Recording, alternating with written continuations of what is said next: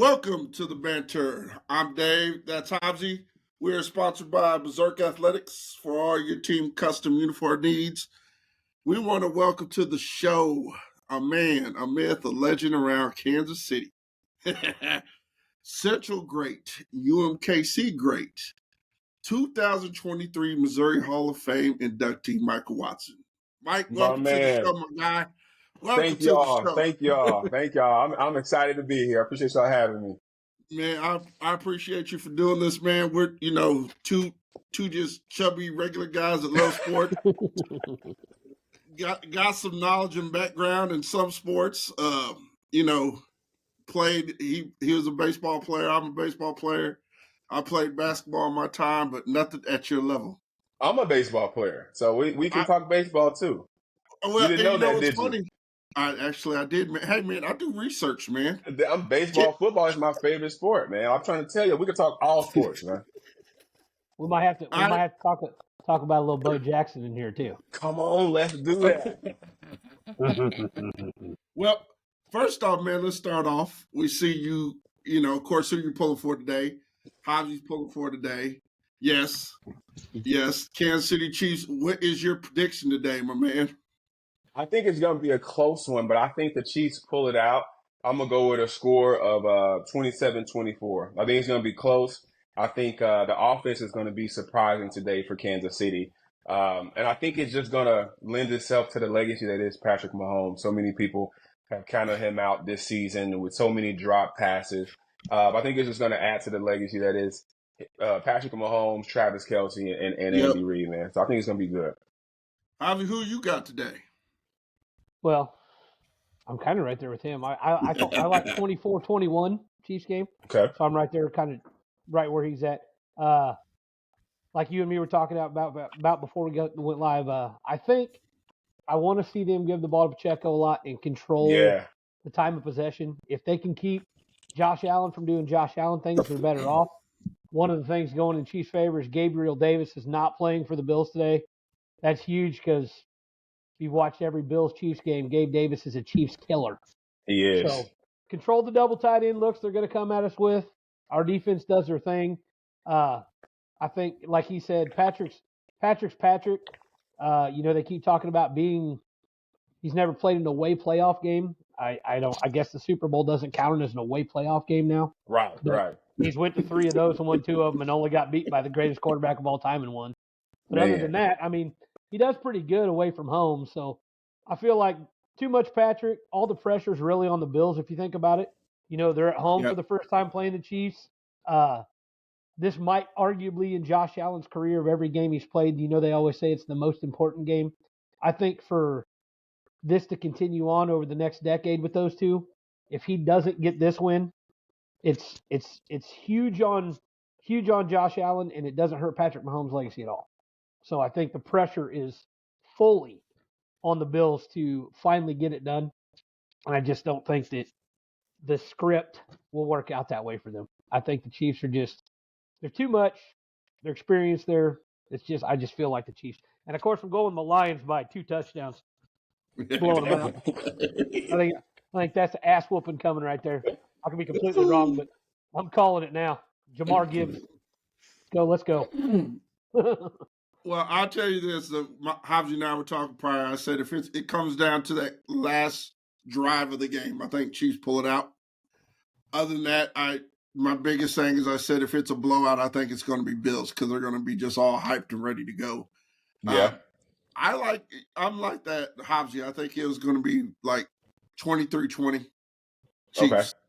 But, I think the defense is playing caliber. Man. I mean, they're playing top-notch Super Bowl winning type defense. They're so good. You have Mahomes is still Mahomes. He's the best.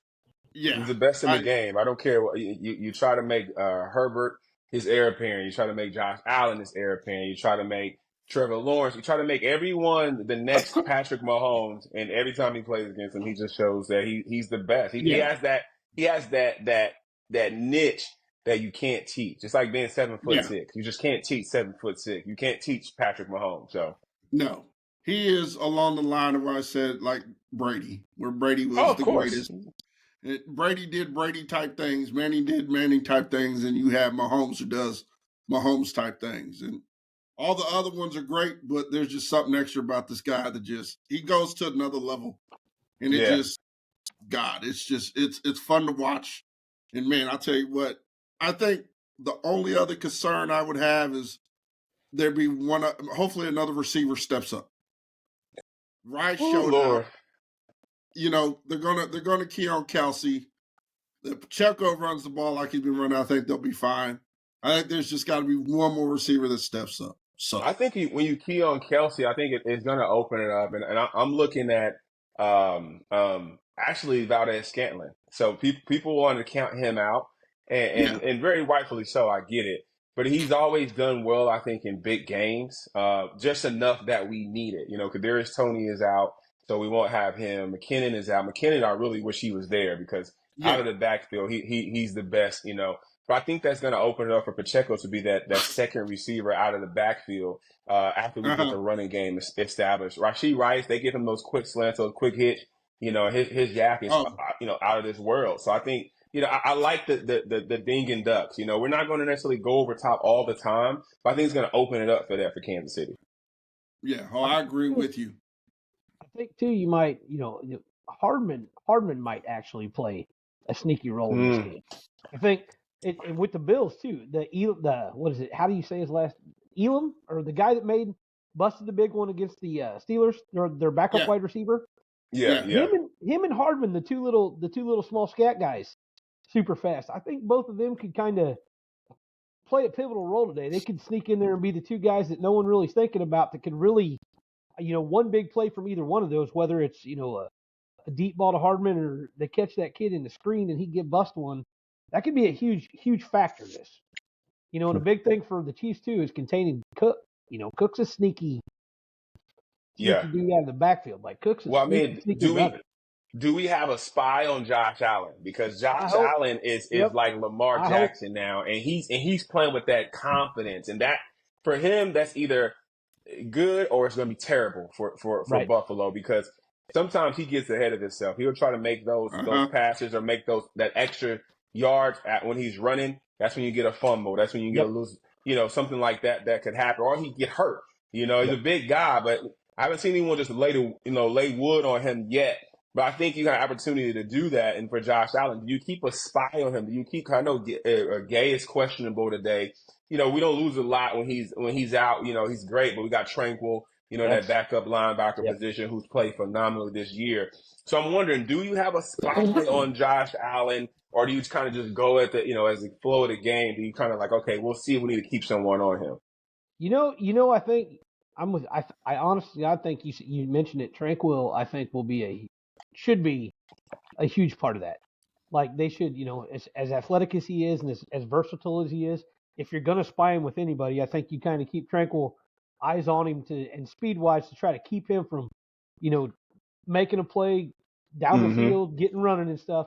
And you know, with our secondary, you know, with Gabe Davis out, McDuffie, if that means McDuffie, they're going to move Diggs around, obviously, but, you know, knock on wood, history, you know, of the Chiefs, Diggs hasn't had great games.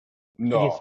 And even if they move Snead, or, you know, if they move Diggs around, you're going to have Snead and then you're going to have McDuffie both. So I think cornerback-wise, they're not worried. So if that frees up Reed, Cook, kind of contain it.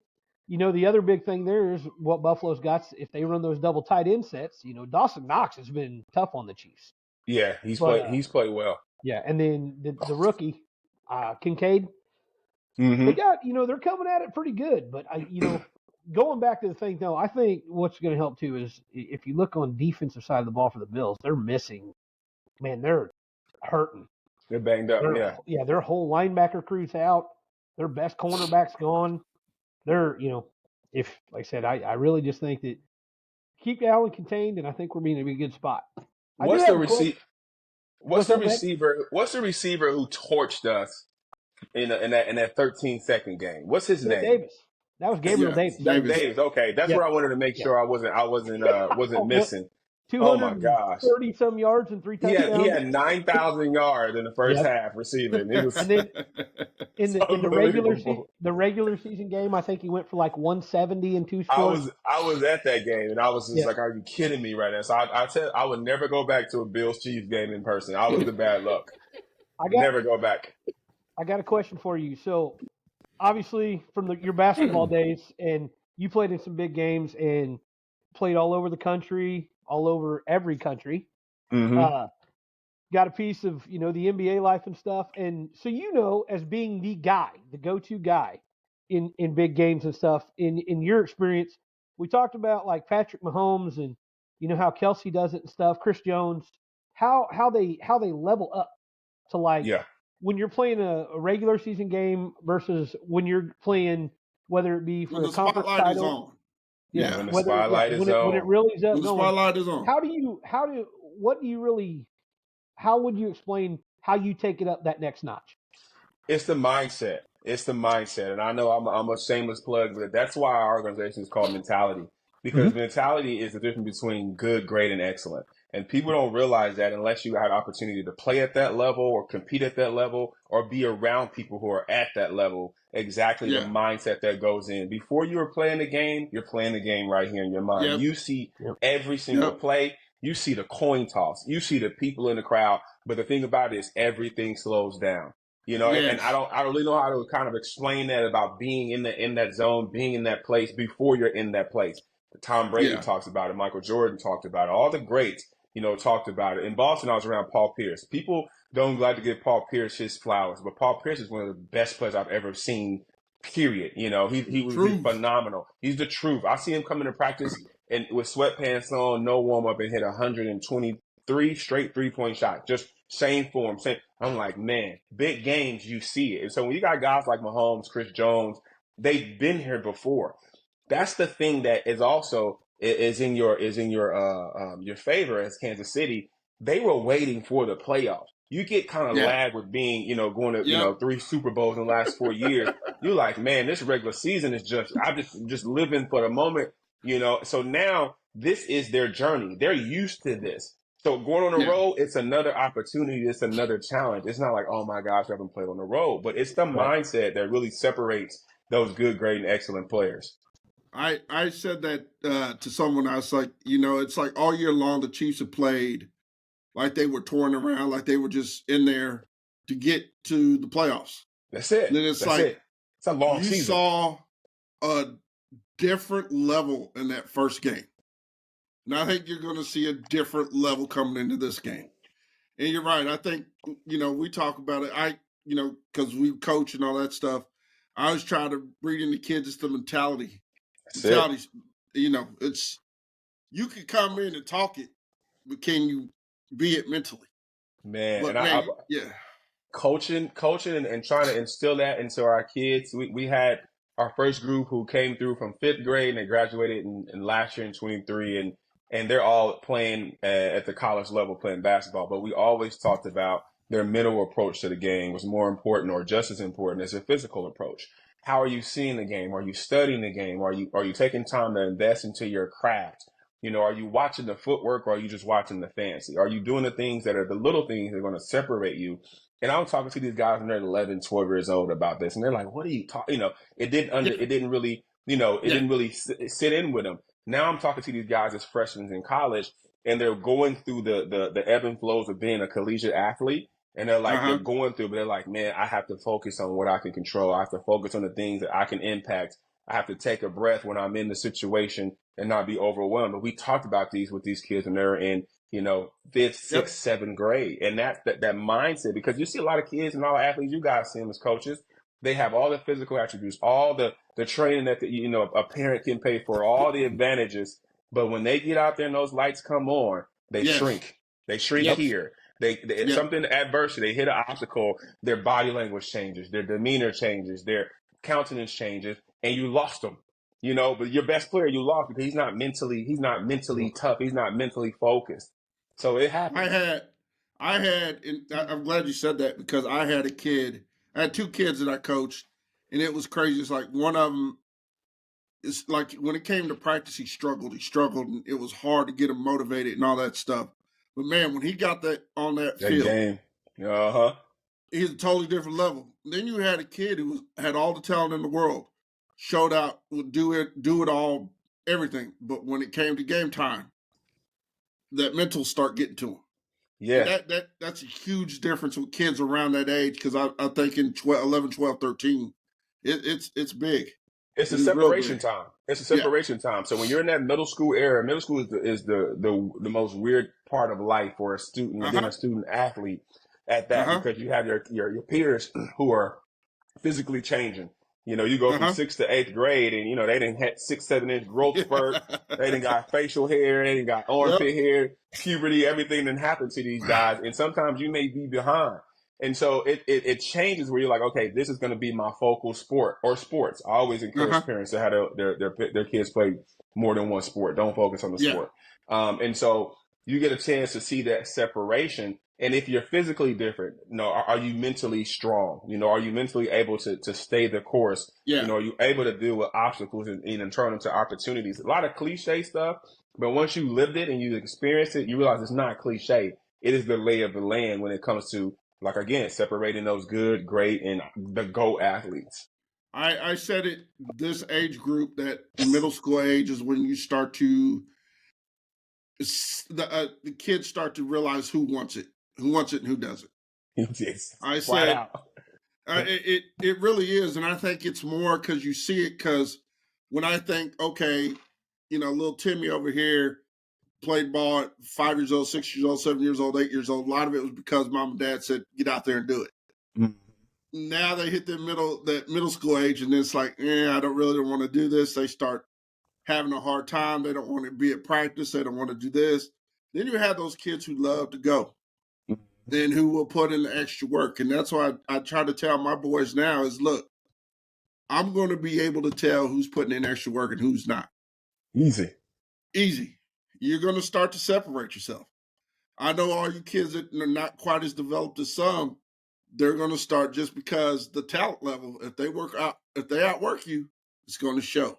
Yep. You can only go so far. And I think that middle school age is where you start to see it more and more. 100%. But my question is, like you said before, basketball, baseball, and football. So how did all that, what was it that brought you to basketball from the football and baseball aspect? So, my mom was my first coach, right? So we started out playing baseball. I was 4 years old playing T-ball for the YMCA on Linwood. And that was what we did. We played T-ball, baseball was it. Hand-eye coordination. I've always had that. Baseball was it. I was in love with Bo Jackson. That was my favorite athlete.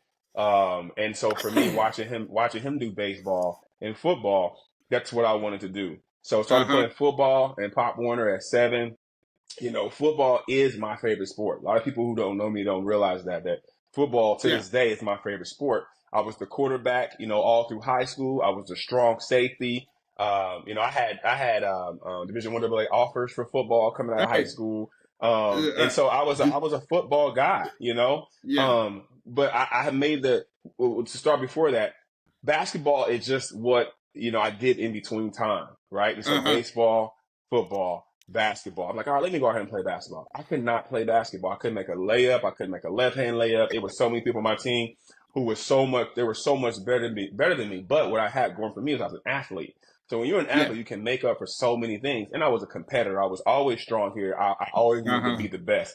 And so as basketball went on, I didn't take basketball seriously probably until I was in like the 7th or 8th grade. I was a football player. I was focused on being a quarterback, the strong safety. I was a baseball player. I got to Lincoln Prep. I went to Lincoln Prep, 6th grade through 10th grade. And so at Lincoln, you had an opportunity to sign up once you got to your freshman year of high school to sign up for freshman, JV, and varsity.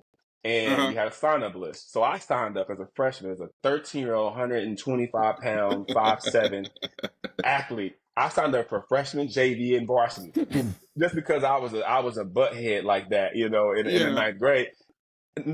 It was so bad that the coach was like, who is Michael Watson? They didn't have any clue who I was. Who is Michael Watson, and why did he sign up for all 3 teams? So I'm hearing like, that's me, coach, But I had been playing, I was like, you know what, I'm going to go out and just try out. I'm 13. You're going to begin 17, 18-year-old men. And so I went out there and I competed. I competed. I worked hard. I was an athlete. I was dunking in the 8th grade. One of my summer going to 8th grade, I was dunking the basketball. I was just an athlete. And so competed. Not only did I make varsity, I started varsity as a freshman, but it was all because of how hard I worked. I didn't have a wicked jump shot.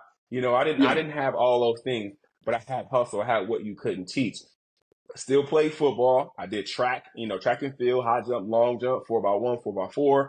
And I did baseball all through high school. I ended up transferring from Lincoln to Central because I wanted to focus more on just sports. I have the academic foundations at Lincoln, and Central was the Greek theme in Kansas City with all the facilities and things of that nature. So went to Central, played football, played basketball, and really it was because of one of my mentors saying, "Hey man, you don't want to take that beating on your body." At the next level with these, you have to be a little bit mentally insane to play football. You just really have to be, you gotta be a little bit off. I'll just be real with you. And that worked well for me. I was a little bit off, but I wasn't all the way off. I had a little cheese on my cracker. And so my mentor was like, "Hey man, you don't want to take those hits." I tore my rotator cuff playing against Jeff City my senior year, tackling Justin Gage. I know you know Justin Gage. Yeah. So tackling him from Mizzou. He was my AAU basketball teammate. People don't realize he's a great basketball player. Him and Kareem Rush were both my basketball teammates. And so tackling him at Jeff City, I tore my rotator cuff. And so I missed I was out for the rest of the football season and missed the first 2 weeks of practice for basketball. And I was like, you know what? That's my decision right there. I'm gonna totally focus on basketball. So that's really how it happened. So when you played football, you said strong safety and quarterback. Strong safety, baby. Did you like to lay the wood? Come on, man. Come on. That's why every basketball team needs a football player on it. I swear, true. Any team, my most favorite teams to watch today and to play with, we have football players on our team. We had guys on our team, Kevin Nickerson and Central. You had to have a football player. So if I'm coming downhill as a strong safety, all I want to do is hit. There's no responsibility. There's nothing over the top. Anything in front, you just destroy. How much fun is that? So when you played baseball, then let me ask you this: were you the pretty boy shortstop? I was the catcher. No, I was gonna say you were the nitty-gritty catcher, man. I was the catcher. I'm down there. I'm the catcher without a cup. just playing, risking it all down there. You know what I'm saying? And it cost me a few times too. Don't get me wrong. But I was the catcher. I wanted to be able to control what I saw, and be able to relate that to my teammates. Be able to, to block the play, be able to run down. I love that in baseball. Only thing about baseball, it just wasn't sexy. After a while, you're sitting out there, you're just like, man, that's a lot of downtime. It is. I think what the hard part with baseball is the mental side of it, because you think, I try to instill in even my boy, and I tell my boys this is look, you sit there in baseball, you go into a cage, you take hundreds and hundreds of swings. You go into a game and you may swing the bat one time. One time. Because you're up there 4 times the bat, but they walk you the other 3. Yep. I mean, where you have basketball, you're constantly moving, you're constantly going. Football, you're constantly moving, you're constantly going. It's the grind. It's baseball, the mentality part of it. It is so more mentality. You have to learn to stay focused on that next play, because you don't know if it's coming to you. And if you're so much patience. Yes. I wish I had stayed playing baseball. I wish I never stopped playing baseball. I tell a lot of young kids, especially from the city, I'm like, man, baseball is the ticket. Baseball or soccer, because you have a lot of athletes, man, who can just run for days. They're athletic, great hand-eye coordination. Yes. But you go and pick a sport that it's the most popular. You're right, like football, basketball is most popular. Yes. But that baseball, you could be old, fat, and no hair and still play baseball. Make millions. True. Make millions. Minus the millions. I'm going to tell you this. And I know it's funny because I know you went to Central, and I grew up, when you talk about the inner city kids, when I grew up in the Northeast area before I moved to Grandview. And to think that the baseball was, to us, a way out. Okay. It was, we didn't look too much towards the football and the basketball, because you also got to think I had a team full of Mexicans.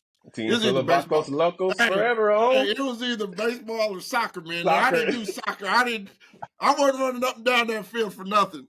So, but, you know, you kind of come along the same way. It's like you use sports as the way out. That was the way out. Yeah. The way out. And, you know, focus. I know my focus too was like, I'm sure you were the same way as, if I could make it, I'm going to get mom a house. So. Of course.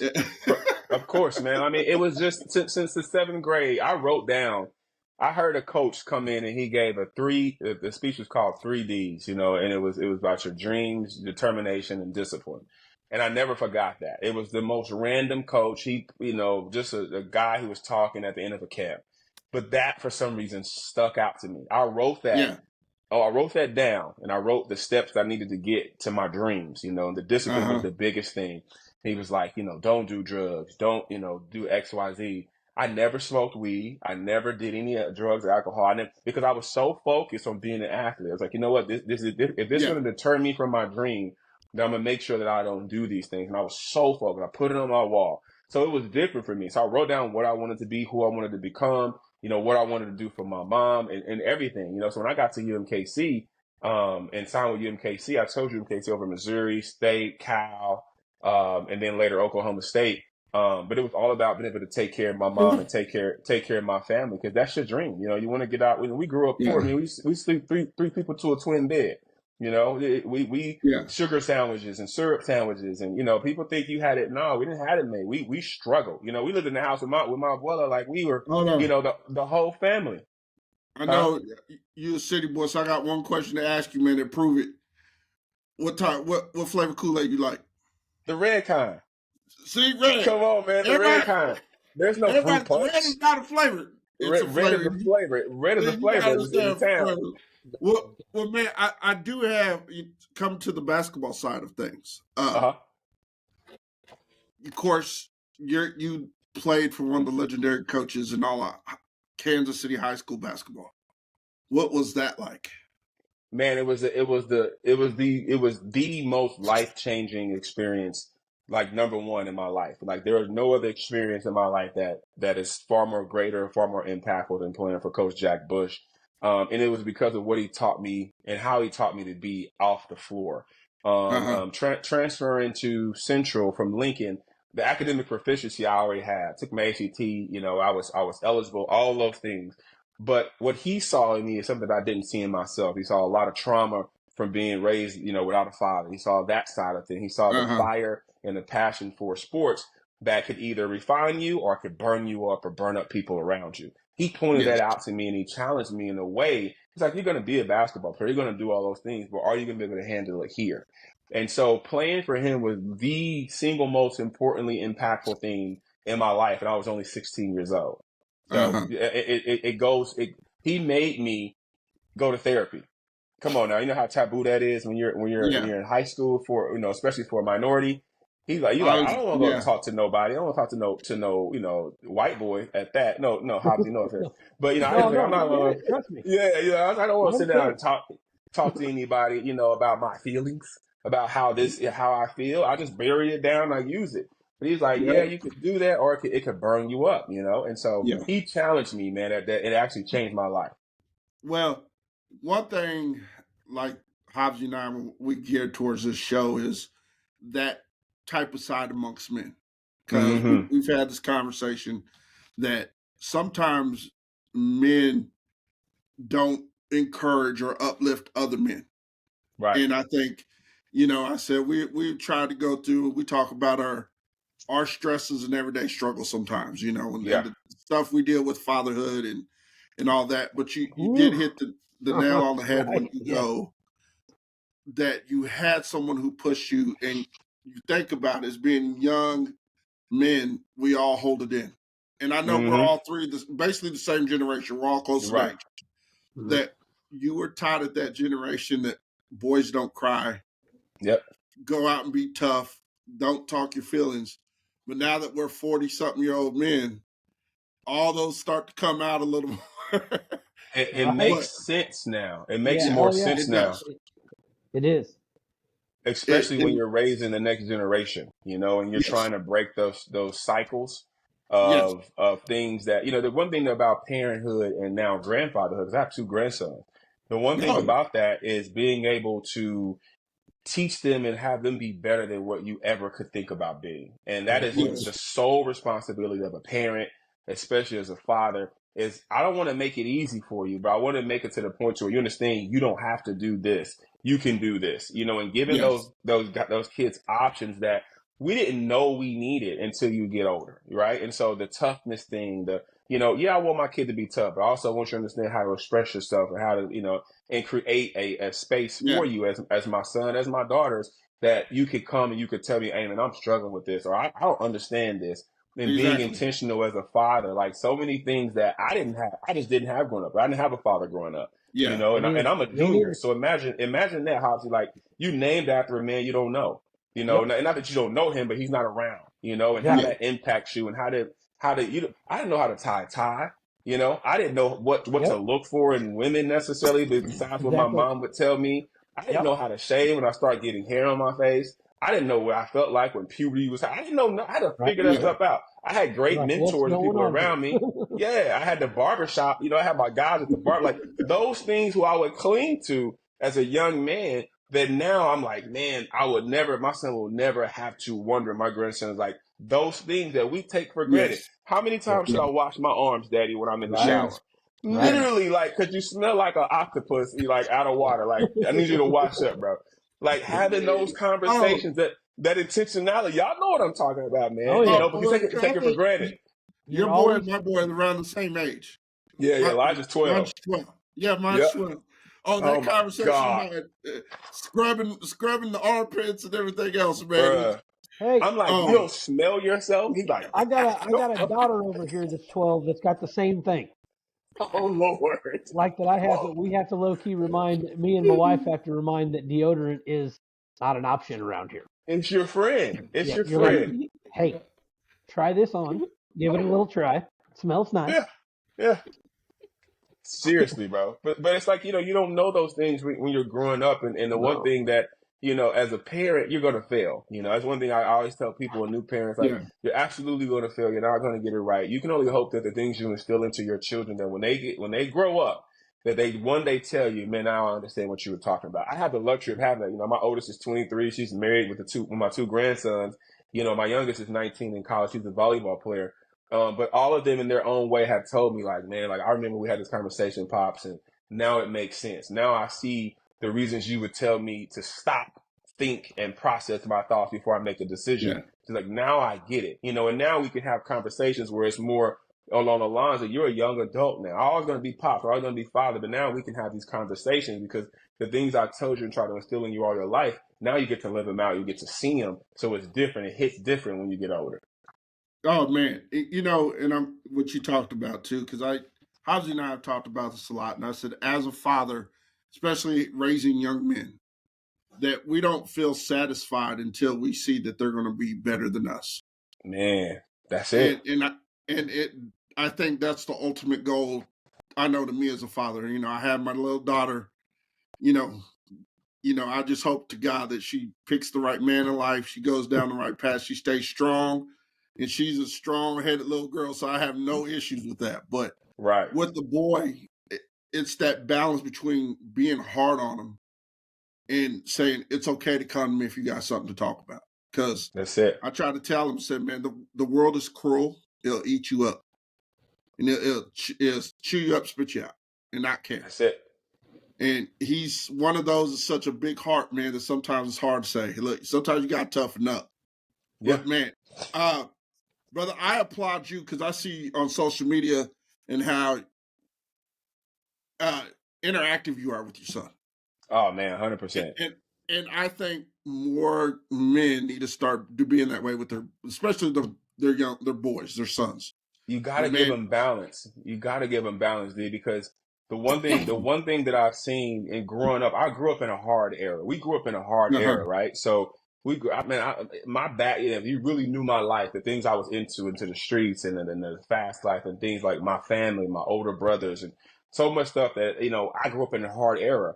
And so, but one thing you have as a man is you have half your mom, you have half your dad. So you have a softness inside of you that Yeah. if you're able to, you know, tap into it to where it becomes like, hey, this is cool, this is okay. So I always talk to my children and my son like, yo, you ain't gotta just be an athlete. You could be into the arts. You can sing. Yeah. You can dance. Yeah. You can do all of those things that now Hey man, society tells I you seen isn't him cool, move on your videos. bro. And I used to tell him, I said, when I was growing up, you weren't cool if you didn't dance. You know, so I was like, you can't be the dude on the wall. That's not cool. No, So that's not cool. so he understands like he can be balanced and he doesn't have to be, you know, an athlete like his dad was and be a phenomenal back. He don't have to be. No, he can be who he wants to be, and he could be tough, right? So he's not a pushover.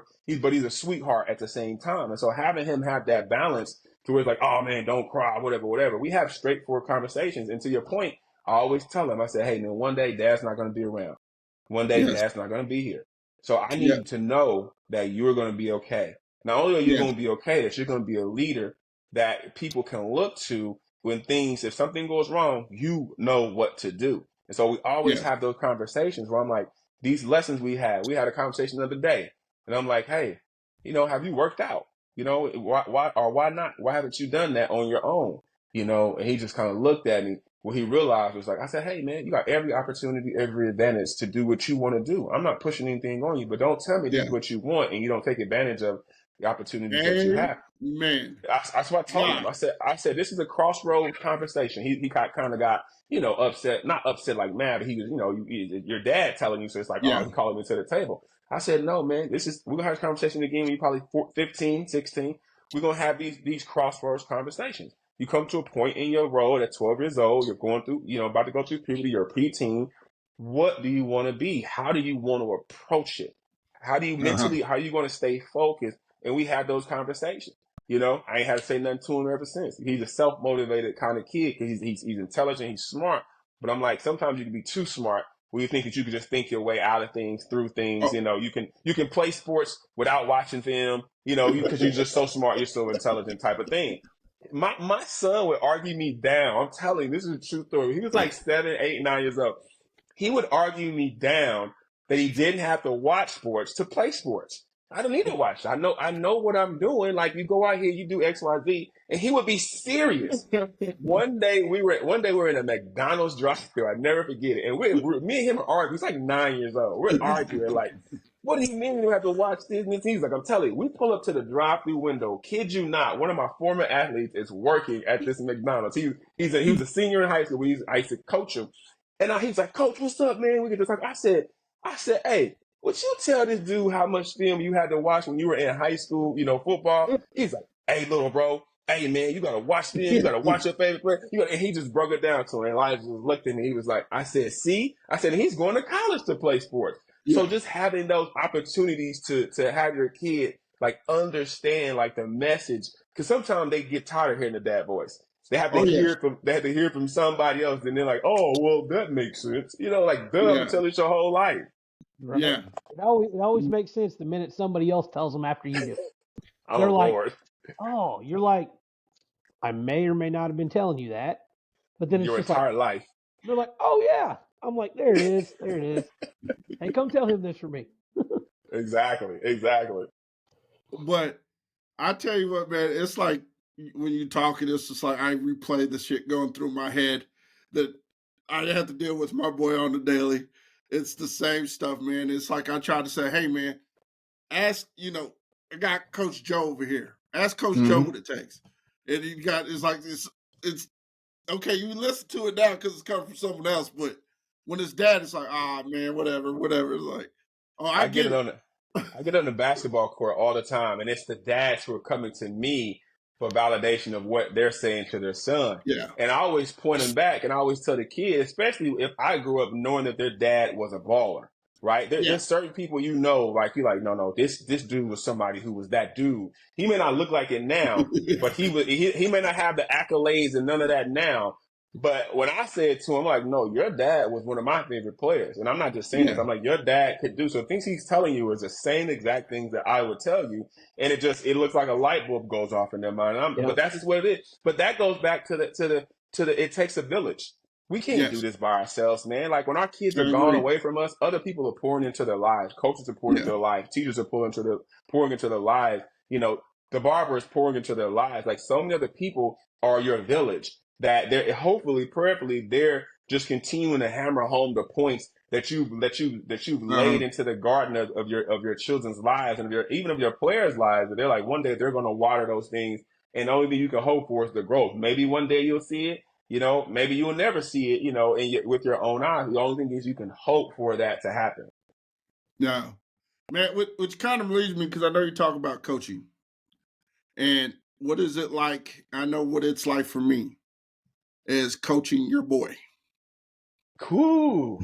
You know what? I made the decision when he started playing sports at 5 years old. I made the decision that I would not coach him. And one, I would not coach him, and I definitely wouldn't push him to play basketball. I wanted him to pick what he wanted to do and put him around coaches who I trusted that to make him a well-rounded individual and athlete. And so that's what I did. I teach him little things here and there only when he asks for it. And so, because I don't want him to be able to look back and say, well, my dad made me and pushed me to do this. Yeah. I didn't even name my son Michael, one, because I don't respect the guy who I was named, my father. But two, because I didn't want him to have the pressure of being Michael Watson, because people are, oh, you Michael Watson? Like, you Michael Watson? So you should be like the best hooper in the world. No, he's his own person. He's his own person. He's Elijah. So he's going to be able to go do what he loves football. That's his thing. So I'm like, if you love football, how are you investing into it? What are you putting into it? I can teach you just as much about football as I can about basketball. So I'm like, what are you going to do? So I made a decision not to coach him, but to put him around coaches who I think are good teachers. Because I think the most important thing about being a coach is you got to be a teacher. You can't go out there and yell at your kid on the court or on the field, and yell at him to do things that you never practiced with him. You never make sure he created a skill level out of that, in practice. But you tell him to close out, or you tell him to keep his eye on the ball through the back. You tell him all these things that you never talked about, in practice. So I think it's important, and being a coach is like being a pilot of a plane. It's a million buttons that's on that, and then in that cockpit. So as a coach, you have to know what every button does, meaning every player. You have to know what personality. You have to know where they're coming from. You have to know the time in the game where they're at their best. You have to be able to see when they're tired. You have to be able to pull them out when they're tired. Use it. It's so many different things that's going on as a coach that you think you just go out there and just do it as a coach. No, coaches have to be coached. So you got to understand personalities. You got to understand, time scoring situations in every game that I've ever played. So it's important that if you have a son there, that you don't put the pressure on him to be something that he isn't. But at the same time, you have coaches around him who can support him and make him better as if you were doing it yourself. Yeah. What's funny about his reference to a plane, using that as a plane? I always, and you've heard me say it before, I've always said that you might, just because you know how a plane is and what it is doesn't mean you know how to fly one. Boy, look here. It's funny that you use that, because that's exactly how I've used that with coaches and a lot of parents when they're at games and stuff. I'm like, I get it, you know what an airplane is, but that don't mean you know how to fly one, man.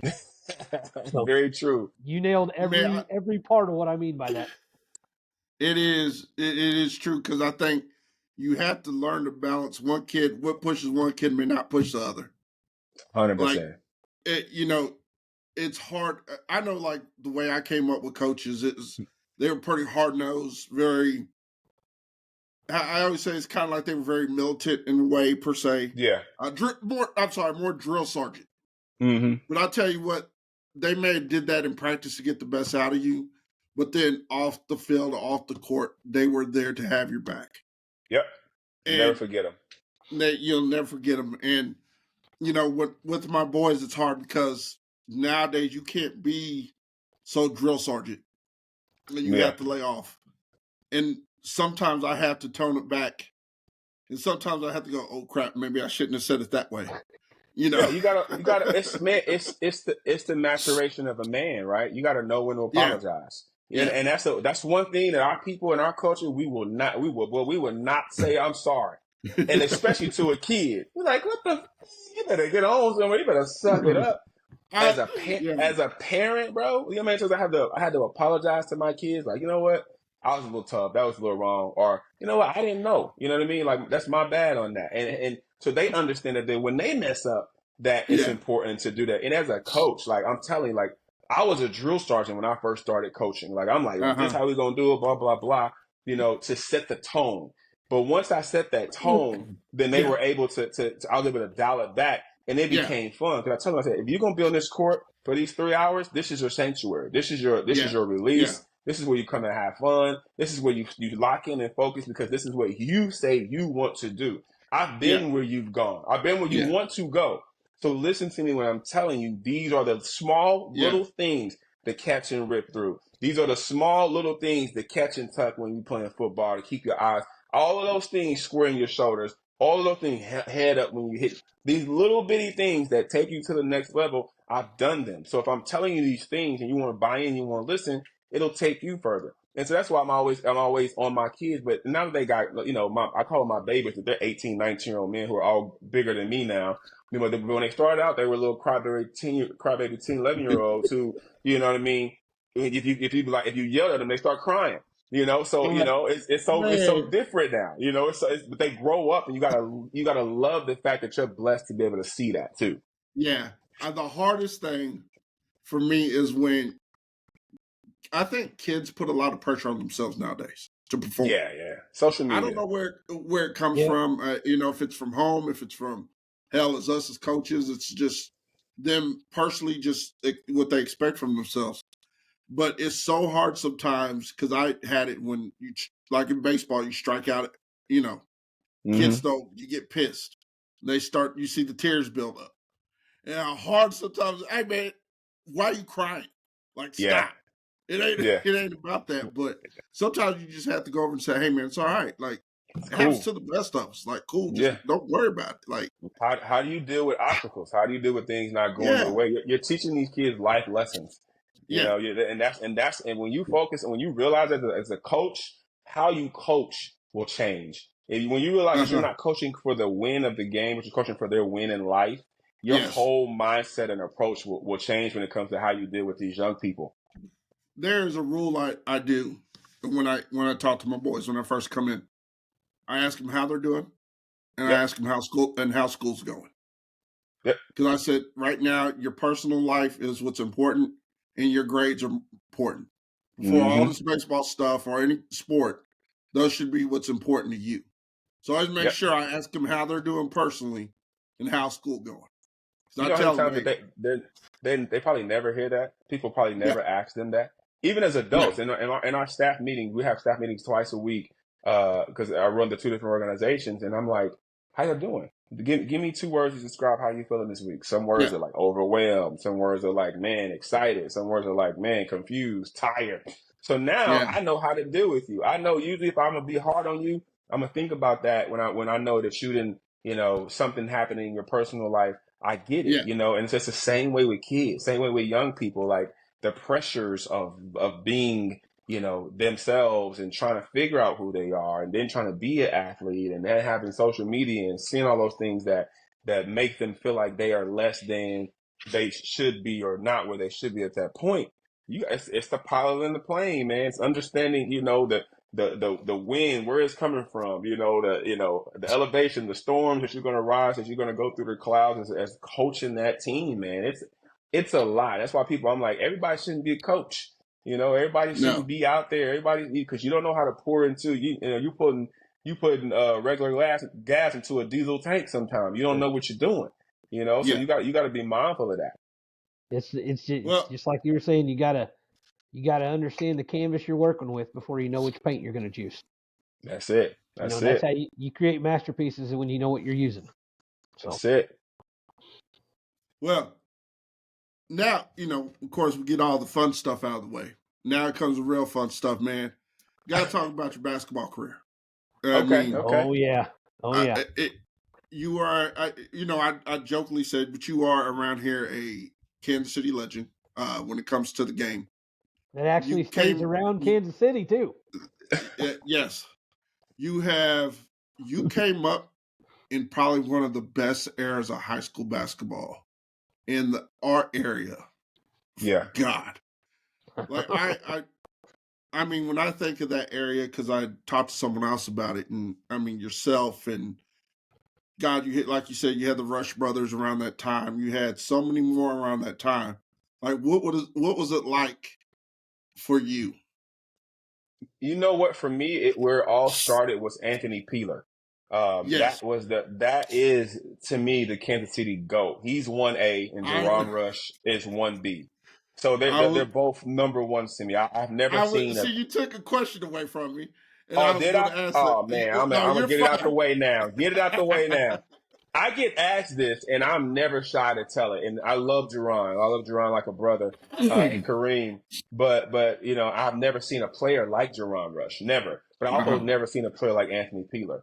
And so for me, Anthony Peeler was the original standard. He's the one who made the Big A in Yes. Mizzou my favorite MIZ to this day. Like because of him and what he did at MIZ, the did you set. hear that, bud? Oh yeah, oh yeah. He What know, you think, he Dave? know. Oh, It's not even a thing. We can totally fight about this. But oh, but AP man for us, he came from the city. He's from the hood. yeah. He's from the town. He went to Purcell High School, and he was Sale High doing things School. as an All American. He was doing things that you had never seen before. This is when I was Yes. 10 years old. So when I was watching him come up and watching him play, then when I got to high school, you had guys at Lincoln like Ken Wafer and Aaron Ellison, guys who didn't get the notoriety, but who for us were like legends. We go to the IL Uh-huh. Fieldhouse, and IL Fieldhouse is packed on both sides because you have the best basketball in the city being played. You had Michael Freeman. My favorite players, the people who may or may not know, Michael Freeman from Southwest, Yep. Terrell Johnson from Westport. These guys were all American, averaging 25 and 30 points a game Yes. in high school. You had guys, like a Earl Watson, of course, at Yep. Washington High School, Yep. Jerron and Kareem Rush. You had Bill Winston, who was my teammate at Central, who to me was the best player on my team with me on the team in my senior year of high school. So Uh-huh. there's guys who I'm like, yo, because they could do everything. Bill could rebound, he could shoot, he could score, he was a leader, he could do everything. He's like 6'2", 6'3". So it's like for me, as an athlete, you have to be able to have your favorites, your people who you look at and you aspire to take something from their game. Playing against Earl Watson, he was the smartest player I ever played against. When it Man, comes to we had a high school he game against was him. a musician with the Phenomenal. ball. He was Yeah. phenomenal. And so I'm a sophomore playing against him. He's a senior. We play in Washington and Lincoln. We have a really good team. We have Gavin Ross. We have Sean Ross. We have a really good team. We go over there. We take them to overtime, and he scores every point in overtime. It was like, all right, game, it's on. I was like, yo, that's that dude. UCLA NBA pro, NBA head coach. NBA pro. You see what he Yeah. became. But you got guys like Nate Johnson from Wyandotte, who is to Yep. me one of the best players ever. You have Vic Williams, from Wyandotte. These guys could play, and so when you're playing against these guys, you're iron is sharpening iron. And so when you're coming up in that era of basketball, everybody wanted to be the best. You had to have Yeah. something that made you stand out, and you were going to go and compete against the best. You went to gym, court to court, neighborhood to neighborhood to play basketball and size up against who you thought or who you heard was the best players. Uh-huh. Yeah. I'll tell you what, that's what around that area, around that time, it's like I remember it starting with Crudup and Lindley. Oh man. And Ray because South, that was yeah. that was I was kind of just a few years after them. And then God, you had Lee Summit, Patrick Ritchie over in Lee Summit. Patrick Ritchie, God, there was so many guys around that time. And then it carried on to your guys's, and then the guys after you, because I think of like Teron Lou and you there? Uh-oh. There he is. Is he still there? He, There you yeah, are. I hear you now. Yeah, there. Okay. No, so Tyronn Lue was 95, right? So at Central you had Derek Hood, who was the All-American. Yes. You had Donnell Fletcher. Oh man. The best. One of the best ever, Best high school games I've ever seen in person. Hands down. Hands down the best game. Comes second to me when I saw the Javon Crudup Ray South against Lee Summit's Patrick Ritchie team. Okay. And I was at that game too. Good God. I just happened to, I remember the rush, the crowd, and I'd been there all day watching all the games and just sat there. And that was probably the best high school basketball game that I have ever seen, in person. That was phenomenal. that Central Raytown game, because of the guys you had out there. You had Javon Jefferson, Derek Hood. You had Terry Nooner for Raytown. He went to KU. He's the head coach at Wichita State Women's. You had Tyronn Lue. You had Cortez Groves, who I think had the fastest first step. Besides Tyronn Lue, there's nobody with a faster first step than Cortez Groves. K-State played pro for about 14 years. These are guys who they would baptize me. So I would play against them and get totally destroyed, like the hands down, get destroyed. But I always went back out there. And once they seen my competitive drive, they started to teach me little things, little nuances to do with you. Basketball's hand-to-hand combat. People don't realize that. But they would teach me those things. Earl would do the same thing. And so once you saw those guys and they make it to the next level, you're like, man, that's where I want to be. That's what I want to do. Yeah. What do? They come home in the summertime. They come work with us. They come with, play pickup ball with us. You had, it's so many guys. Antoine Tisby, Joe Webb. Then after me, you got Marcus Walker, who 2-time DeRenner Award winner. You got Quentin Day, 2-time DeRenner Award winner, the best player in the city out of Paseo, and out of O'Hara High School. You had guys who could flat out play, and so it was an era of basketball. I don't think we'll ever from the 80s to 2004 maybe 5. That's an era of high school basketball, like you said, is the richest because it we came up in. Of course, it was guys you got to pay homage to, like Michael Walker and Warren Jabali and those guys who those guys who were legends who we never seen play, but we just heard of. But it was guys, who could flat out go, man, like just really go. Yeah, that era alone is, I said, if you're not from the area, you just don't understand it. You don't, and it won't make sense if you were not a basketball person, because I said I absolutely love basketball. Like you said, you loved football and baseball. It's like baseball was my main thing, but I absolutely just love basketball. I love playing. To this day, I'm just all about. I mean, football is like my third. Like, okay, if it's on and basketball's on, I'd rather watch basketball sometimes. So yeah. Man, I think that's what's fun to have someone like you on who could speak about that era of ball. God, I mean, so much talent has come out of this city that people forget about. Lost you again, man.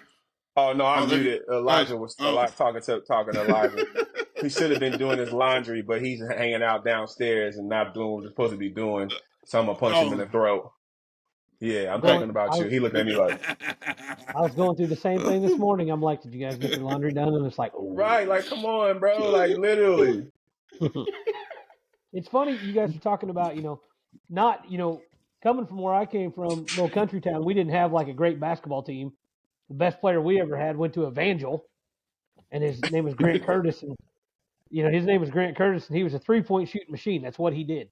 But Dave and I had talked about it before. So I remember I was a senior in 01, but I remember like from 98, 99 in there going with my buddies that played basketball. We would go to the William Jewell high school tournament because we wanted to watch it and because we had never seen so many people dunk.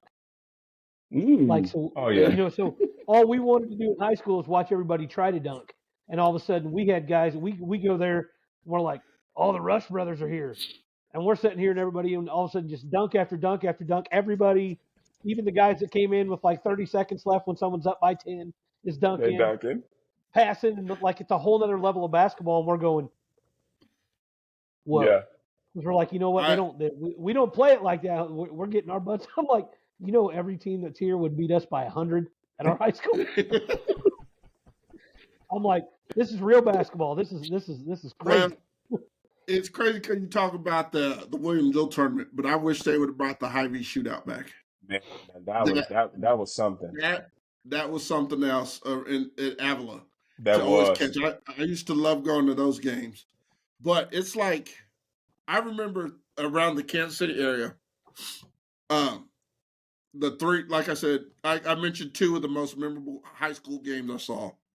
Then I was there when Jerron broke the backboard with 2 seconds left. Oh, at Hickman.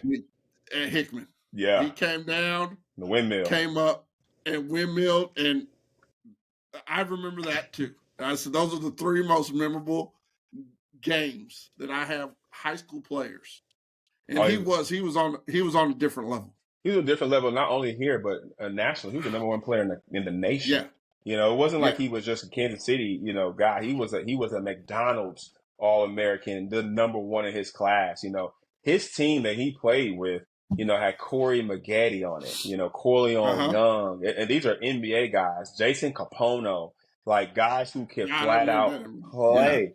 And Jerron was the best player on that team. I mean, he was an anomaly. He was Tracy McGrady and those guys and that skill set at that time, and so people don't know it because you just if you weren't around at that time. But I'm like, no, there was no player that, especially in my era. He came out in '98, I came out in '99, and so I'm like, there was nobody we knew when we played against him. Like it was going to be hell. You know what I mean? Because he's 6'7", 6'8", could run like a gazelle, could jump, could shoot, could block. He never got tired. So it's like, what are you going to do with a guy like that? Just hope he doesn't hit you for 50 every game.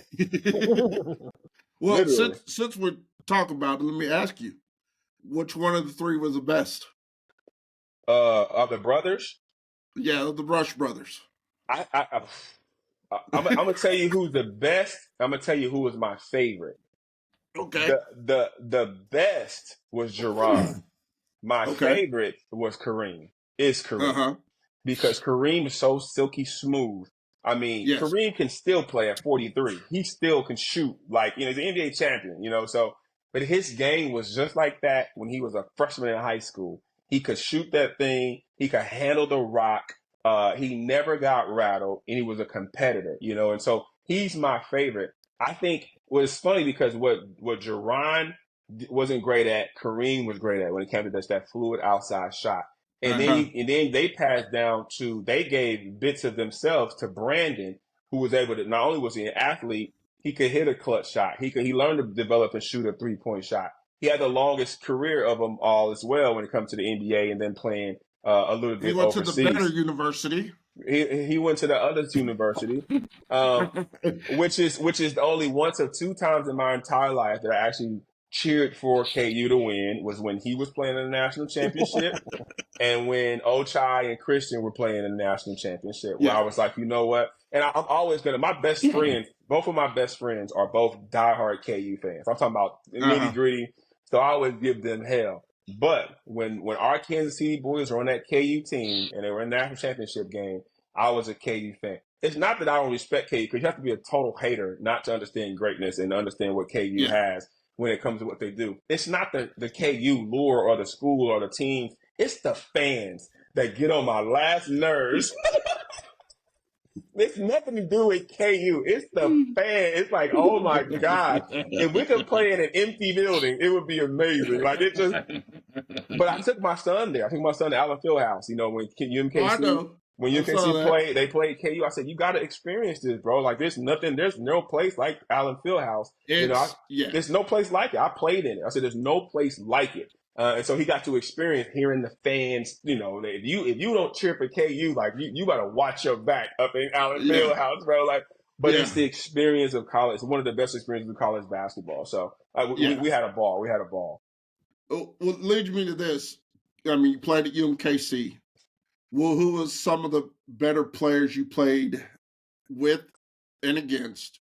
And where were some of the best venues that you played at? Great question. Two of my favorite teammates were both named Michael Jackson and Michael English. There's two of my favorite teammates. Michael Jackson was a All-American at UMKC. He was a player of the year in the conference. He was Tim Duncan back in the day. He was my favorite teammate.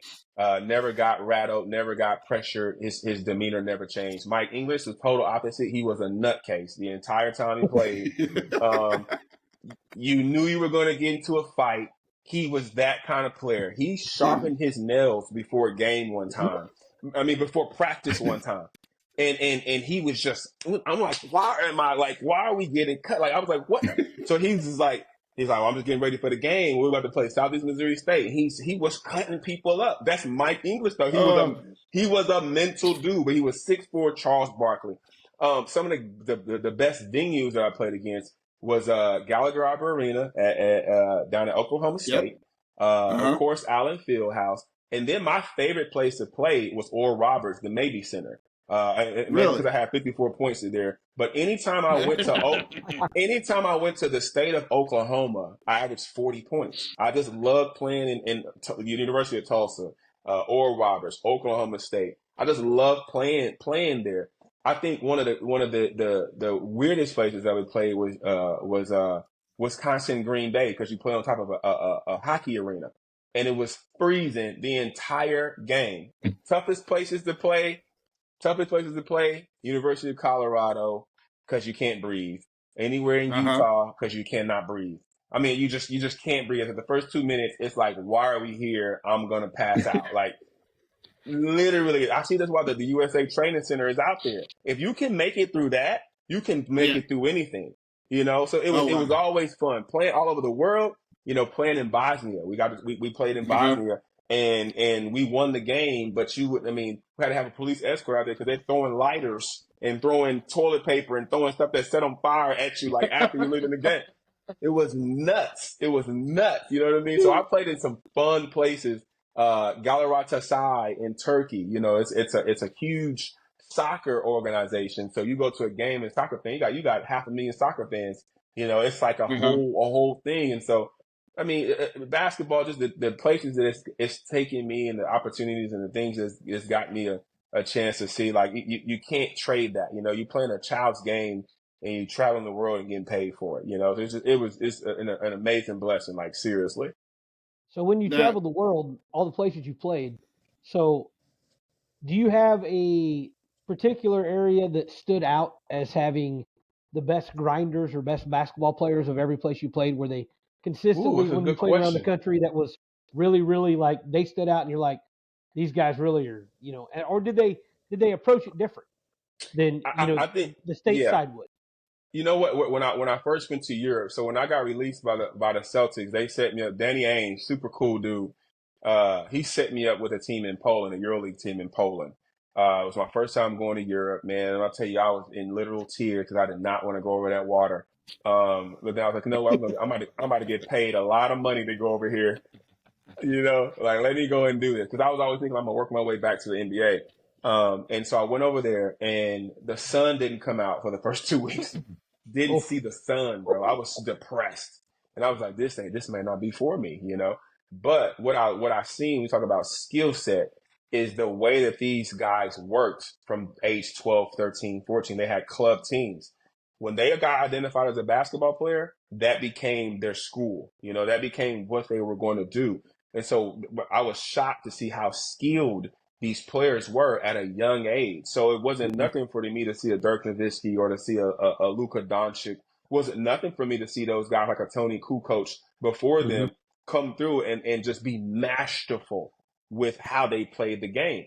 I saw it in college, though, guys, because I used to play against a team called Valparaiso. Now, you remember Valpo back in the day was a Sweet 16, always, knocking people off. They were a sleeper.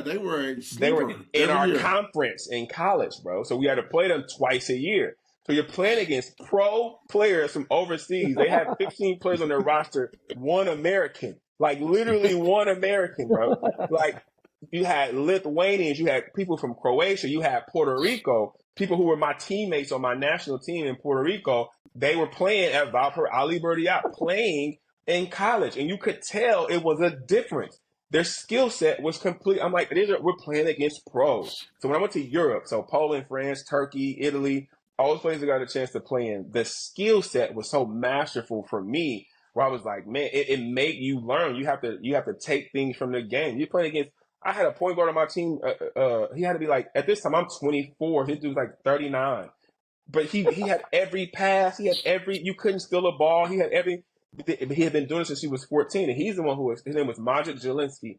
And so he's in Poland, I should say. Maciej Zielinski. He was like, yo, we've been doing this since we were 12 years old. We leave home to go to our club teams, and we stay there, and we play there, and we come up. That's why you start to see in 03, 04, when those European teams were starting to really give USA a run for beating USA. Puerto Rico, we beat them. So we're starting to give these teams a run for their money, because the skill set level was through the roof. So those are the kind of the things that I experienced where I'm like, yo, we got some players all around the world.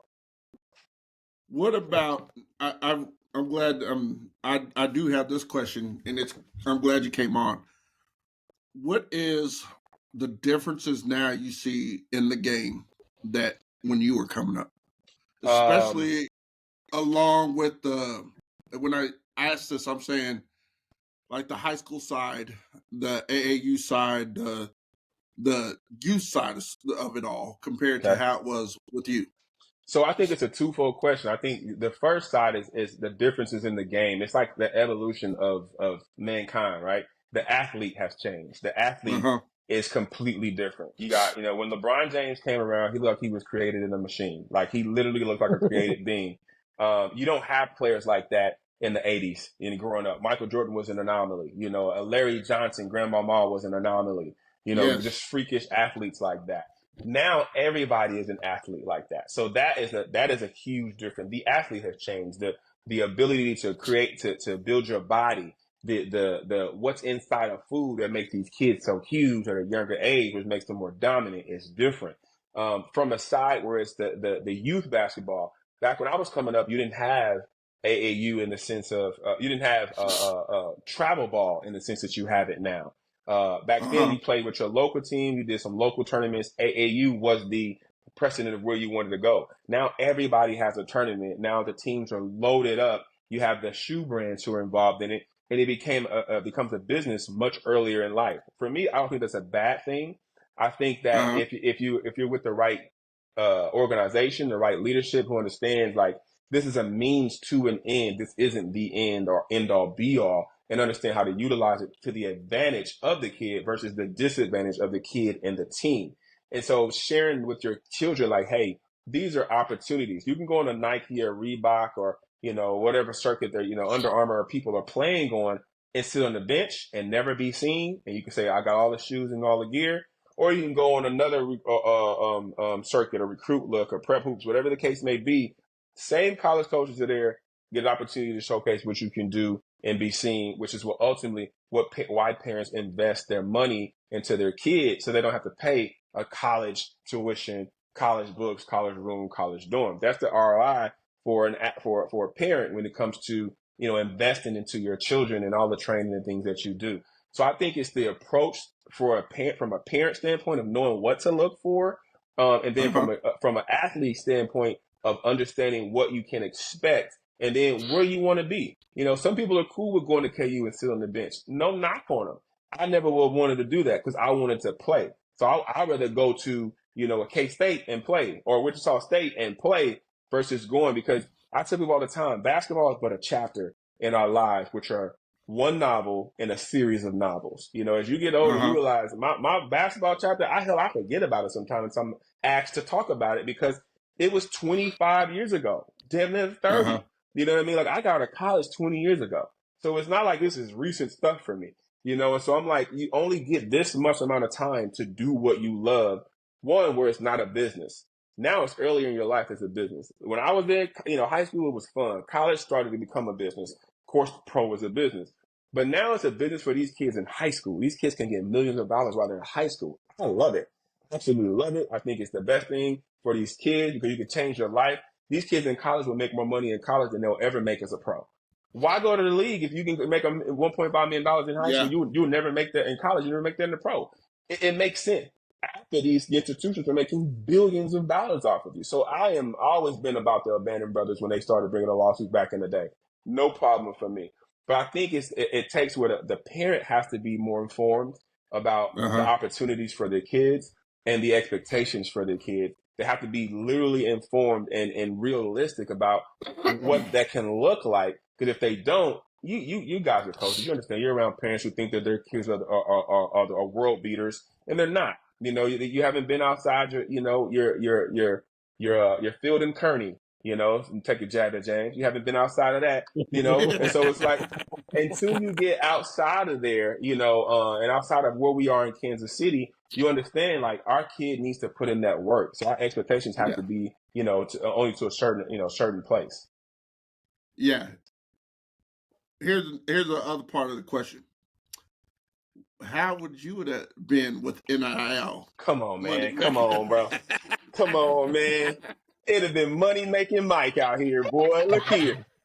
I'd have been in college for 9 years. Don't talk to me about. I'd have been in college from 20. I've been in college from 18 to 27. Like I would have never got. I'd have had a PhD by the time I got out of college, man.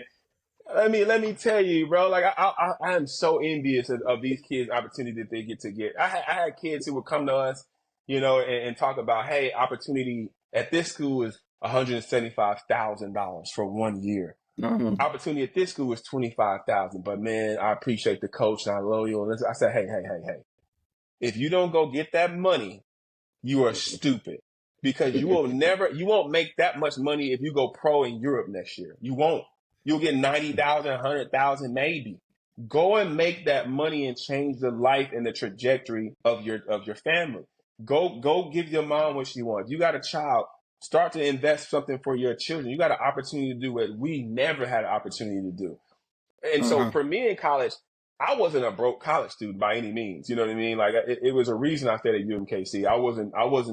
If I wasn't taken care of, I wasn't going to stay here. It's that simple. I had opportunities to do that. I had to take care of my family. I had children, so I was an adult in college. So my mindset was different. If I had NIL though, oh my gosh, oh my gosh.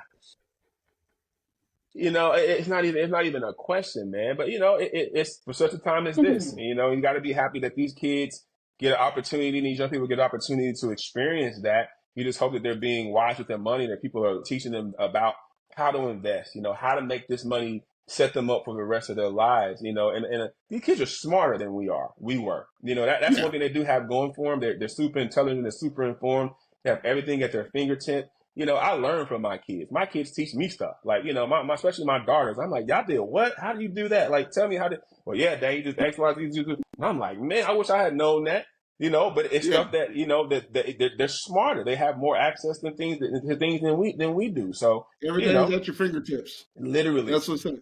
Everything's at your fingertips. I'm giving my kids an Encyclopedia Britannica. Like, look this up. Let me see if you can find it in here. If you can find it, and these 95 books that we used to get sold, door to door back in the day. You don't know nothing about this, man. So, what brought about mentality? The basketball organization. The organization. I know you. Yeah, I didn't want it. I didn't want to do anything with AAU basketball. I didn't want to do anything with it at all. I had been home for 4 years before, that even came along. And what happened is my best friend, Marcus Hunter, he was coaching a team that he had inherited just by chance. And he was like, Mike, would you come out and watch the team? I was like, cool, I'll come out and watch. You know what I mean? I was like, I'll pay for the uniforms. I'll help support in that manner, but I'm not coaching. So he said, all right, come out to practice. So I said, I was at practice for like 7 minutes before I was like, hey, man, like, hey, check this out, man. Like, hey, you gonna catch the ball. You gotta catch the rip too. Get your elbow. And so I'm just sitting there. I immediately start coaching and start teaching these kids.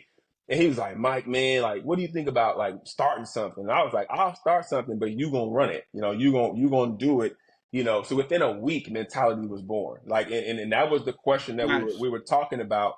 Was, what's different between good and great? It's your mindset. That's where mentality came from. And so it was an organization that we didn't want to start, but Marcus was adamant about starting it. We started out with that one team, which was the 2023 team. They were 5th going to 6th grade. And we said, we had a great group of parents. We had guys who were committed to their kids, first of all. They trusted us, with their kid. They trusted our leadership. But we also made it an organization where our parents were just as important as our players. And so we understood, we said, hey, this is your role. I need you to own your role in this. Like the input on the basketball court, let us do that. But parent your son in such a way that he can receive this. Allow me to coach them. Allow me to be tough on them. Allow me to mold them into men that you would be proud of, and trust me with that. So that process came to where it's a family environment. And it wasn't about, building a super team. It was about coaching the kids that you had and building them up. When we first started, man, we would get ransacked. We would get blown out. We would get beat by a team by 40 points. Next game we playing, we get beat by 25 points. Next game we playing, we get beat by 10. Eventually, boy, we're going to beat that team. It may take a couple of years, but we're going to beat that team when it matters, because our boys have been coached here. My team, my 2023 team, Alex Gunnels, Ben Miller, Dawson Williams, Maddox Bristol, Larry Parker, the Conley twins who went to Pembroke Hill, Devin and Darren. Like these guys came up with us. They would coach themselves. That's when you know that you're doing something as a coach. My team had my support and trust that if they needed to change the defense in the middle of a play, they would call it out. My team had point guards on their team that they would change the call if they needed to change the call based off of what the defense was doing. I could sit there and allow my team to mess up and literally not say anything to them, call a timeout, they come and they would coach themselves because mentally they were bought into the game. I had players who would check themselves in and out of a game without even talking to me because they knew this is the time where they would normally go in or they would stay seated because they're like, you know what? This guy out here, he's balling. I'm a coach. I'm good right now. So we developed that. And so when you're talking to their college coaches now, they're like, man, like these guys, they're so mentally tough. Like, you know, they're ready to go. And so when we started in Tally, that was the reason we built teams after that because parents wanted to bring their players over and things of that nature. We started the girls program now with Terrell. We have the volleyball program with Coach Naila. And it's all about giving opportunities to kids that normally probably wouldn't have those. You know, we try to keep our overhead as low as possible. You know, this isn't it never was a money-making thing for me. It'll never be. It's an investment into the future of these kids, much like people did for me. You know, my mom was a single mom. Coaches would have to come pick me up and take me to practice. I would take kids to practice, take them home, take them on trips. So it's just doing the things that people one day did for me that were able to put me to a level so I was able to be successful. So it's just like that giving back, man. It doesn't even feel like giving back. It seems like that's what you're supposed to. That's your mandate, you know, from where I sit. Awesome. Man, go ahead, Hobbs. I thought you. No, I'm just saying that's just awesome. You know, it's great that you do that and spend that much time and put that much effort into it and have such a crew that'll help you out with that and stuff. You know, that's. Oh yeah, you got dedicated. It's refreshing. Yeah, and it's refreshing to hear that because you know, so many kids would never have that chance, and the fact that you're taking time and making sure you have an organization like that to make sure that kids can do that, and you know, might be their opportunity to get out there. So that's awesome. And I coached that team. Like I coached that team. That 2023 group, I coached that team from 7th grade all the way through their senior years, you know, of high school. And so for me, it was important to personally pour into them all the way through, you know. So they're in our organization, but they got me, you know, they got the mindset of a pro. They didn't get, you know, someone who may not necessarily understand the game and the nuances of the game. They got me. And so that for me was important because that permeated through our entire organization where I had to coach the coaches. Hey, this is what you should look for. This is how you set your practice plans up. These are the basic things you do every single day. It's like when you come to warm up, these are our same warm up. These are our same things we do. That's what I'm telling you. And so getting to teach them to where they were giving our kids the mentality. This is why we're mentality. We lock down defensively and we get out on the break. We play basketball. We run plays to make plays. We had those little nuanced things and sayings that permeated through our entire organization. So we're able to see that, set that precedent and set that tone. And it's able to run itself because you have people who you can trust and rely on, like a Terrell, you know, Rowe and Tori Inslee and Marcus Hunter. You got guys who run it because I can't do everything. I can't be there. You know, I coach on a collegiate level. I have other organizations. I do television. And so I'm able to trust them with the brand. And it's only gotten better since I, you know, wasn't able to be around as much. I'm stepping back into it, though, you know, this coming up spring and summer with our 2027 team. So I'll coach that team. They're freshmen, rising sophomores. So I'll coach that team because I want to be able to give them me and give them what we've seen were successful with their 2023 team so they understand like what they're coming up against and just give them the best opportunities. That's awesome. I mean, I'll tell you what, you're also outfitted by Berserk. That guy. Berserk. Hey, I told James, hey, bro, let me tell you though. He got so mad. I was kind of leading up to this. Oh, hey. I was kind of leading up to him.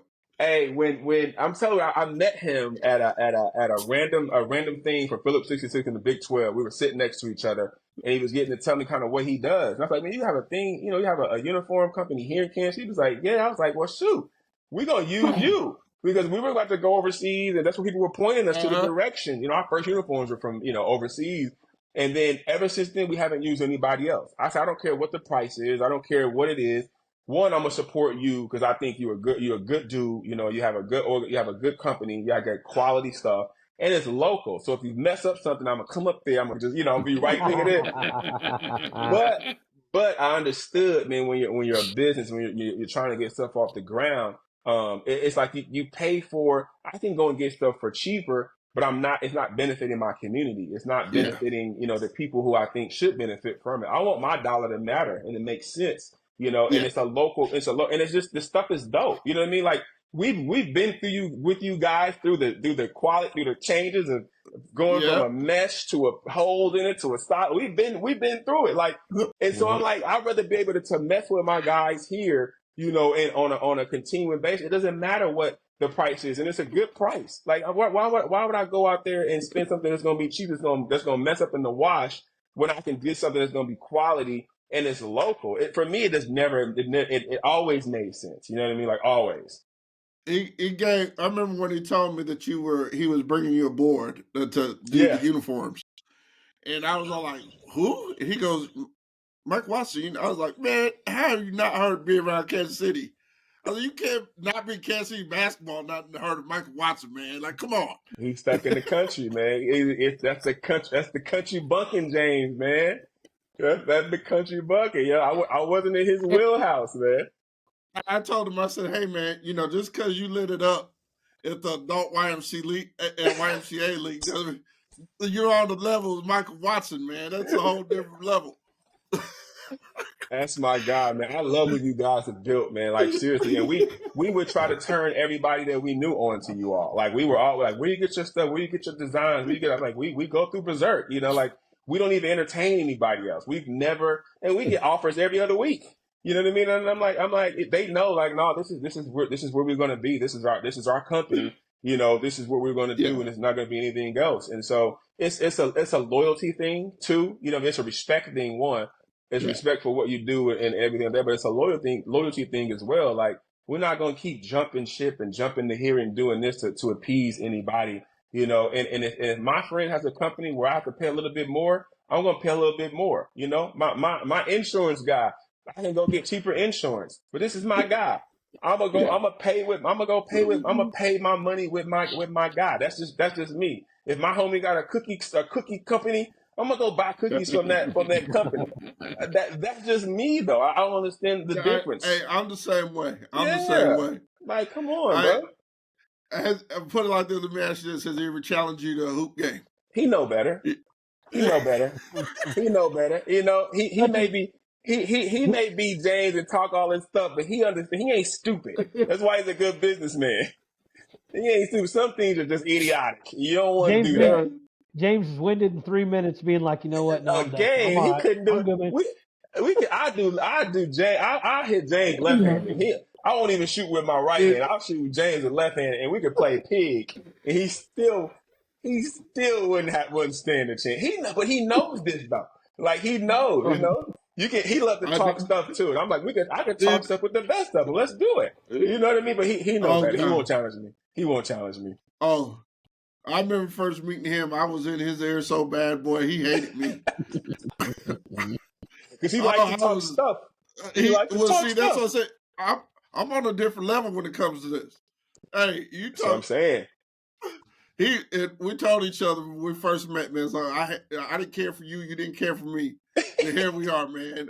Best man at his wedding. Like, that's dope. It is what it is, man. Yeah, man.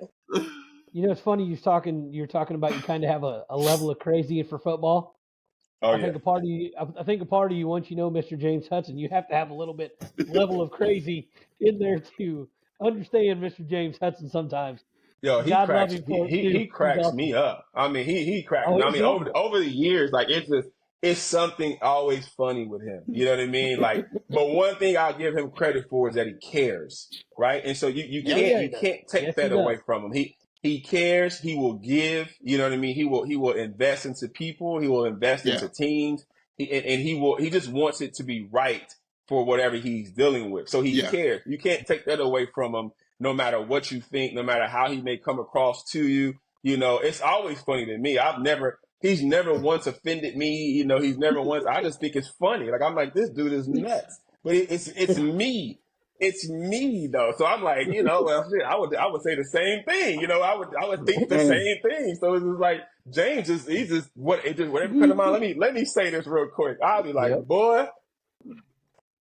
I tell you what, I always tell people, like, yeah, he's an asshole. Don't get it wrong. Completely. But he's the first one who will go out of his way to give you the shirt off his back. And that's it. That's a guy you can rock with. That's a guy you want on your team. I mean, people would describe me in the same exact way if you don't know me. You know what I mean? If you don't know me, you'd be like, oh, this is no. Like, no, if I know you, I'm down with you 10 toes, bro. James is 100% unapologetically real in every way. Yeah. Like the minute you meet him, what you're getting, that is him. So you're not going to see another James later. That is James. And you got to respect it, because by God, he has worked hard to get where he's at. And it's awesome to see that it hasn't changed him in the least bit. He's the same guy I met originally. He's the exact same now. Like every time I see him, I'm like, that's still James. That's James. Now, I mean, I have quite a bit of James stories that I won't go into, but I tell you what, man. You know one that they might find impressive. Michael, if you ever do see James, ask him if he's ever had Hobbs moonshine. And what Hobbs moonshine. Yeah, and what child it may be responsible for. Oh, Jesus. Anybody who make their own moonshine, you got to watch out for Hobbs. Oh, yeah. He will probably give you a grin and be like, God damn. Don't do it. Oh, well, man, I honestly appreciate you coming on. But before you go, I got a few more questions for you. Yes, sir. You are still tied in with UMKC. I mean, you're with it and the program. I know you do. Are you still doing the sportscasting for them? Yeah, I should do the commentating for them. Yeah, commentary. And work with the NIL collective as well. So I am dying for this.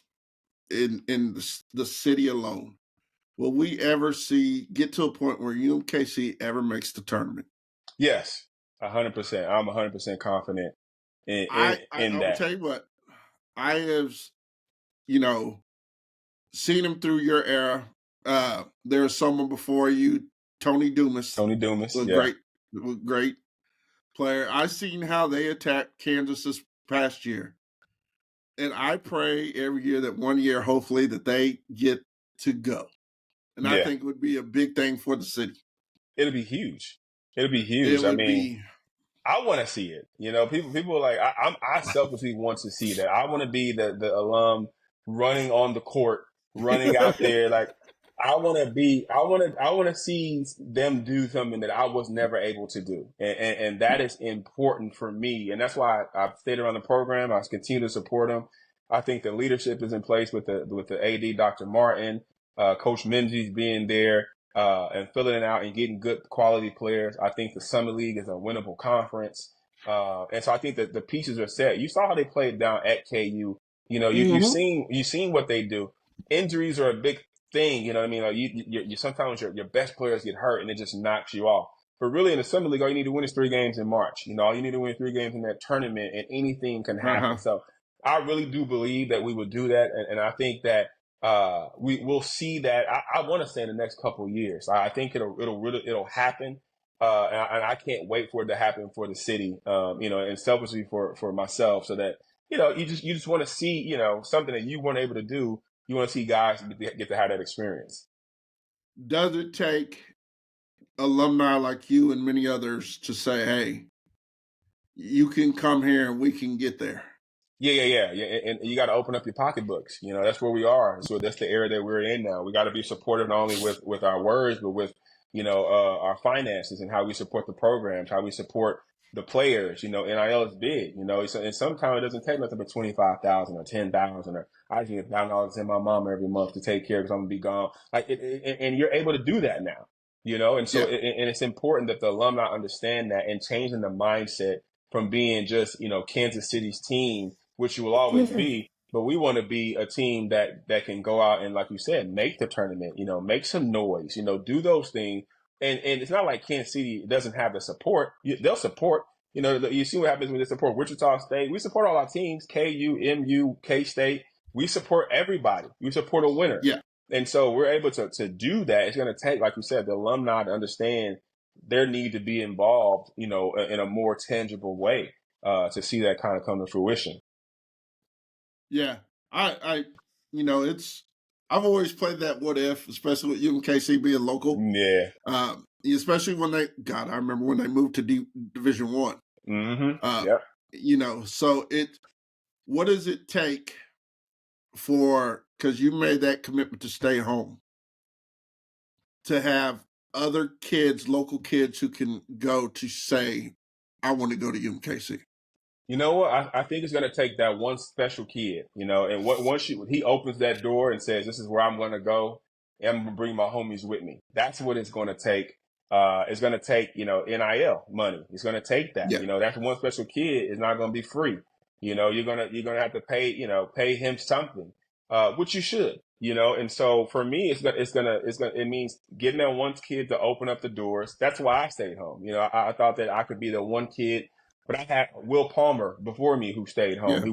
Who was second to only Jerron Rush in the city in class of '98. Robbie Graves, who was third in Kansas City at Lee Summit, who stayed and went to UMKC. So those guys, I saw those guys stay home, and I'm like, hold up, okay, let me consider UMKC.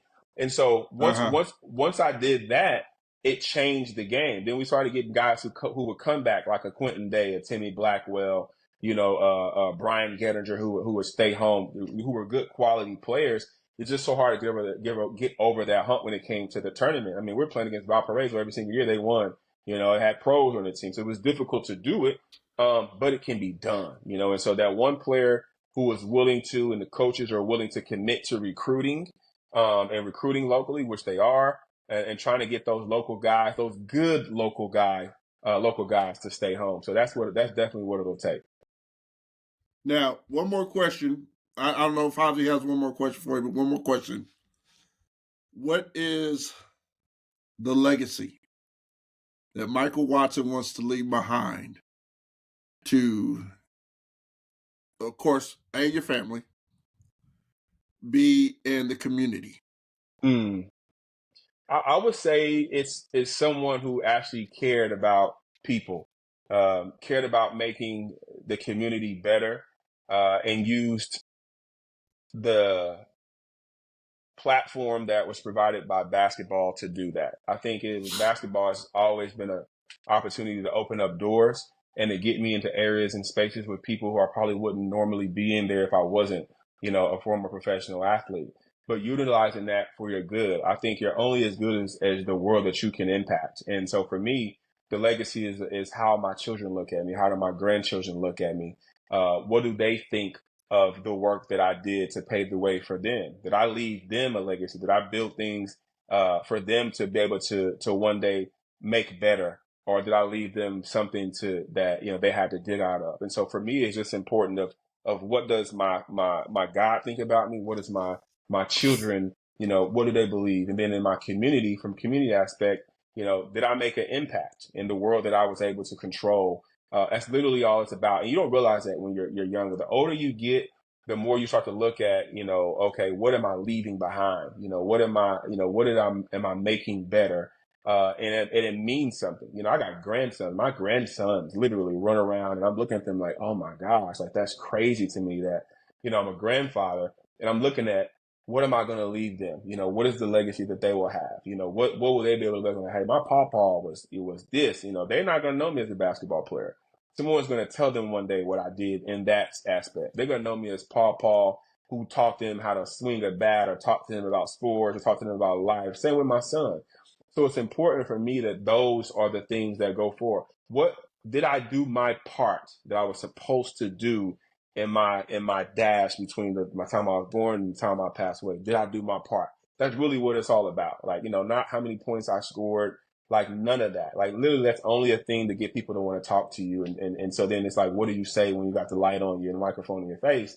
because of what you were blessed to do. Man, I woke up good as a basketball player. I wasn't no basketball player that just like, I worked my way to get here. People say that I didn't do that. And I woke up one day and I was better than a lot of people.